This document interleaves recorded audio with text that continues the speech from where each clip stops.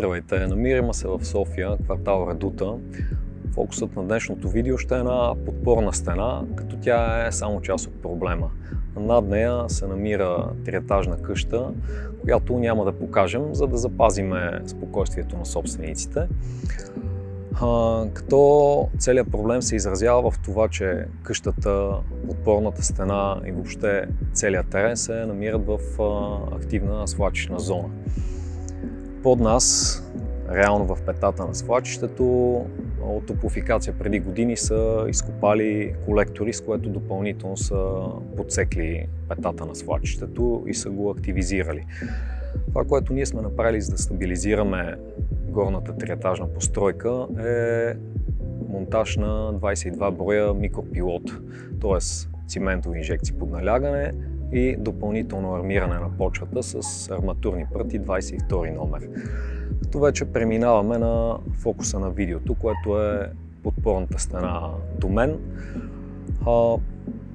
Тук се сблъскахме с изключително много ограничаващи фактори при избора на укрепваща система.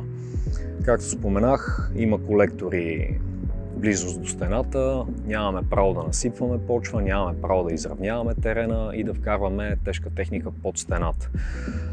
Върху насипа, който държи стената, също нямаше право да вкарваме тежка техника, защото рискувахме така или иначе наклонената стена да я събориме в процеса на работа.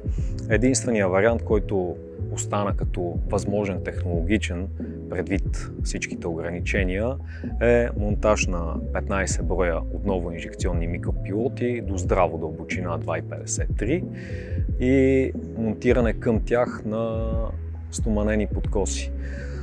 Това, което сме изпълнили и постигнали, е заздравяване значително на почвата под подпорната стена и допълнителното и механично подпиране в по-горната зона.